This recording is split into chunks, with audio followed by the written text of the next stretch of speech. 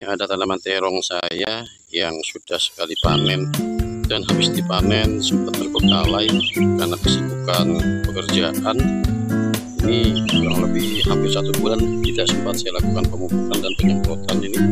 Sekarang akan saya lakukan pemupukan dengan menggunakan 3 jenis pupuk organik cair super. Insya Allah nanti akan kembali subur dan kembali banyak buahnya.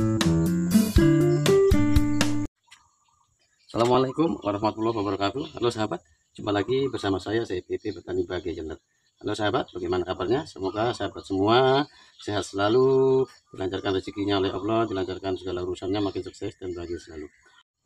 Baru saja saya melakukan pengecekan terhadap tanaman terong saya ini sahabat, karena memang sudah hampir 1 bulan sedikit terbengkalai setelah saya panen sekali, karena saya ada kesibukan keluar daerah sehingga kurang terawat. Kali ini saya sudah kembali dan sudah beraktivitas seperti biasa. Di sini akan saya lakukan pemupukan. Sifat melakukan pemupukannya ini akan saya dongkrak sahabat. Jadi akan saya paksa itu tanaman terong itu kembali subur dan kembali mengeluarkan bunga-bunga sehingga nanti akan berbuah lebat. Di sini sudah saya siapkan sahabat, ada 3 pupuk organik cair buatan saya ini. Yang ini berbahan dasar bonggol pisang. Sini juga pupuk organik cairnya ini berbahan dasar ini daun cabai, batang cabai, termasuk cangkang telur yang saya campurkan, saya lakukan komposter. Nah, satunya ini kue kambing juga yang sudah dilakukan fermentasi. Masing-masing ini sudah berusia kurang lebih 1 bulan karena memang sudah saya tampung ini sahabat di masing-masing jerigen penampungan. Oke. Nah, sekarang sebelum saya melakukan penggabungan dari 3 pupuk organik cair ini, sedikit mungkin akan saya terangkan ya satu-satu. Yang pertama sahabat, terkait ini pupuk organik cair bonggol pisang ini sangat bermanfaat sahabat apabila kita jadikan pupuk organik cair maupun pupuk organik padat, maksudnya begitu. Adapun dari bonggol pisang ini mengandung unsur hara yang dibutuhkan oleh tanaman seperti kalium, nitrogen, fosfor, serta kalsium. Oleh karenanya ini akan saya jadikan pupuk organik cair yang digabungkan dengan 3 ini.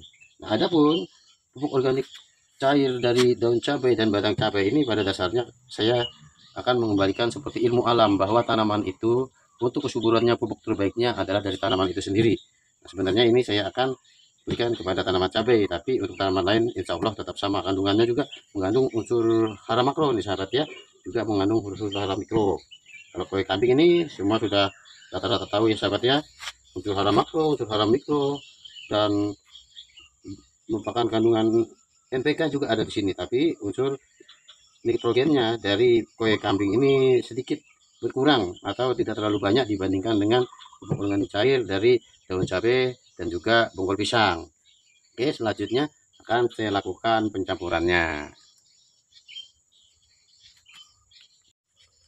Sini sudah saya siapkan ember 20 liter ini sahabat. Nah, dari 20 liter nanti saya hanya isi 18 liter, selebihnya untuk memenuhi 20 liternya pupuk organik cair ini, karena dari 3 bahan ini nanti akan saya ambil sekitar 1 liter, 1 liter, 1 liter dimasukkan ke 20 liter air. Mungkin sahabat bertanya, apakah tidak melebihi dosis? Kalau untuk pupuk organik, baik itu organik cair atau organik padat, melebihi daripada dosis itu sahabat sudah dari hasil pengujian saya, itu tidak masalah, bahkan efeknya akan lebih baik. Karena begini sahabat, sangat berbeda karakteristiknya, cara penyerapannya unsur hara ke tanaman dari pupuk kimia dan juga dengan pupuk organik. Perbedaannya sangat jauh. Kalau pupuk kimia kita berikan kepada tanaman 1 minggu, tanaman itu sudah terlihat reaksinya. Beda dengan pupuk organik, baik organik padat maupun organik cair. Dia dapat terlihat perkembangannya, perubahannya paling minimal setengah bulan. Bahkan hingga 1 bulan baru bisa kelihatan perkembangan perubahannya. Memang sedikit lambat dari pupuk organik cair. Begitu, oleh karenanya kalau pupuk organik cair ini kita beri dosis lebih, efeknya akan lebih baik kepada tanaman. Begitu. Oke, sekarang saya mulai, saya isi air.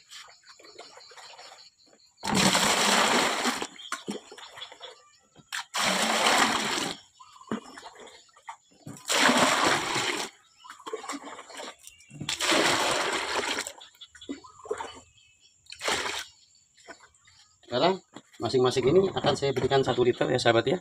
Saya berikan 1 liter. Ini bekas potongannya 4 ini saya potong kurang lebih 250 ml ini. Jadi kalau saya buatkan 4 takar berarti menjadi 1 liter.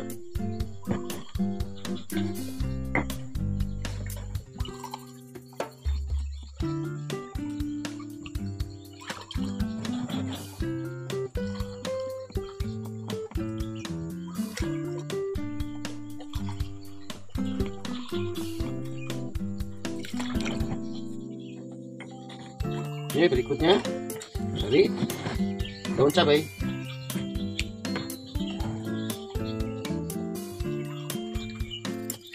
Ini bisa sahabat lihat, saya dekatkan, ini kelihatan mikroorganismenya sudah tampak putih-putih ya. Ini berarti menandakan pupuk organik cair yang kita buat ini sudah jadi dan 100% bagus, ini digunakan untuk tanaman. Satu,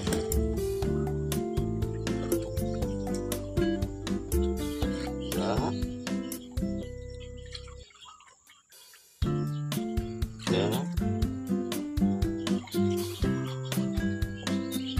empat. Oke, yang selanjutnya singkirkan dulu.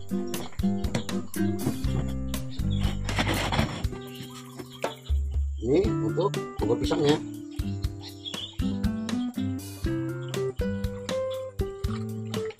Ini contohnya. Dua, tiga,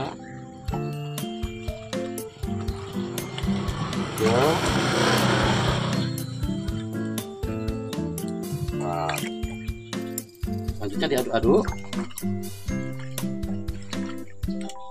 Jangan kemana-mana sahabat, tetap ikuti ya, karena setelah ini saya akan sampaikan cara pengaplikasiannya dan dosis pengaplikasiannya dari 20 liter air ini pada tanaman terong dan tanaman cabai saya.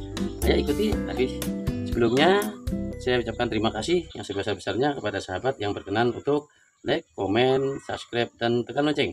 Semoga sahabat yang membantu berkembangnya channel saya ini oleh Allah Subhanahu wa Ta'ala selalu dikaruniai kesehatan, dilimpahkan rezekinya dan makin sukses. Amin. Ayo sahabat, kita lanjut. Ya, kembali ke kebun terong tadi sahabat.